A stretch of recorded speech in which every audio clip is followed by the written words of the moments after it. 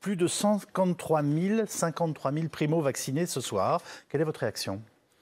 Non, c'est bien, c'est très important parce que ce qu'il nous faut effectivement, c'est arriver à toucher ces 10% des adultes qui ne sont pas vaccinés aujourd'hui parce que, comme vous le savez, ils occupent 50% des lits de réanimation. Donc c'est d'abord pour eux, quand ils se retrouvent tragiquement en réanimation, une réalisation très douloureuse du risque qu'ils avaient pris de ne pas se vacciner. Beaucoup vous disent d'ailleurs à ce moment-là qu'ils n'avaient pas compris les enjeux, etc.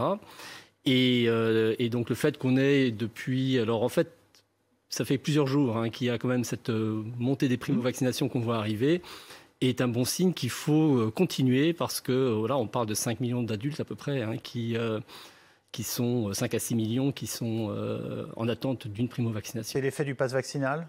Alors, le pass vaccinal a joué un rôle indéniablement. On l'a vu dès le mois d'août, on le revoit à chaque fois qu'il y a eu des annonces d'Emmanuel Macron. Donc c'est une incitation à la vaccination qui a bien fonctionné. Oui, comme quoi la contrainte ou la menace, quand même, de temps à autre, servent à quelque chose.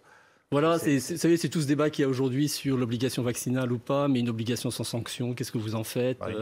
Quand vous mettez des contraintes qui font que pour les personnes, ça devient plus intéressant d'aller se vacciner, ils le font aussi. L'Italie.